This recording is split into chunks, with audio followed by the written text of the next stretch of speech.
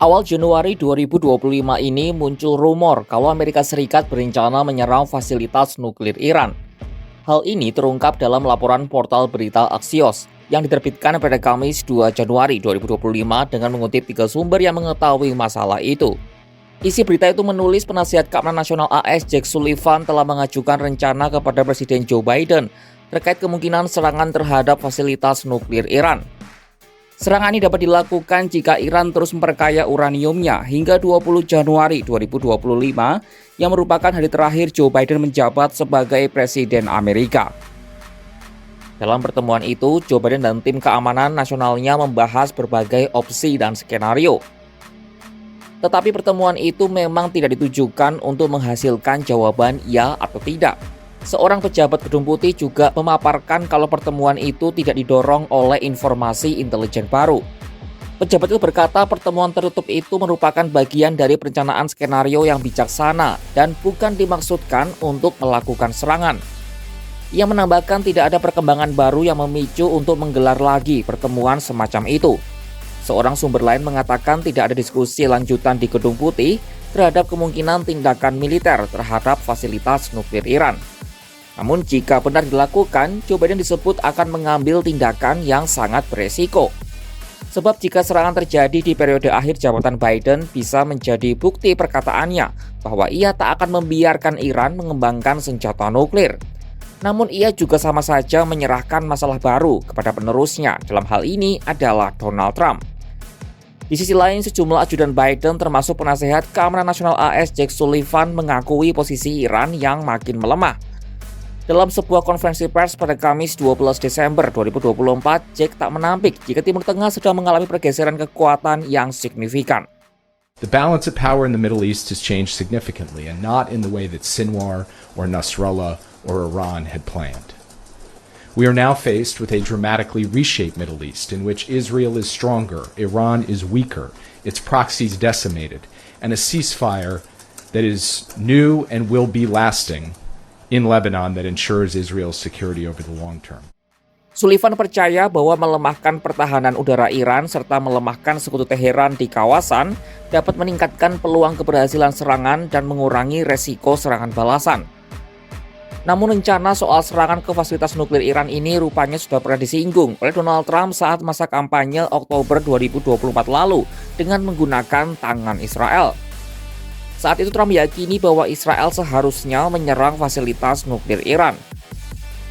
Serangan itu dimaksudkan menjadi tanggapan terhadap serangan rudal yang diluncurkan ke wilayah Tel Aviv. Menurutnya, senjata nuklir Iran adalah ancaman terbesar, maka harus dimusnahkan terlebih dahulu. Namun memangnya sudah sejauh mana perkembangan program nuklir Iran?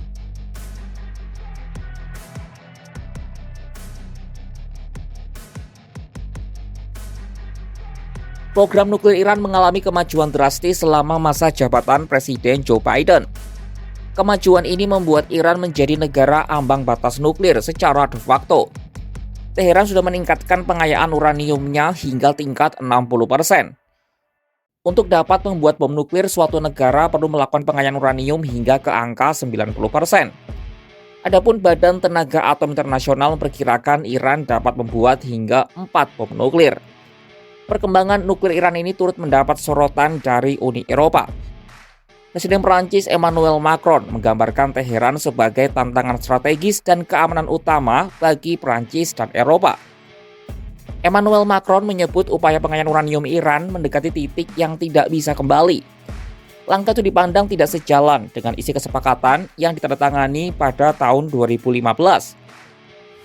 Di tahun tersebut, Teheran dan 5 anggota tetap Dewan Keamanan PBB plus Jerman mencapai kesepakatan untuk membatasi program nuklir Iran. Bagi imbalan, negara itu akan mendapat keringanan sanksi.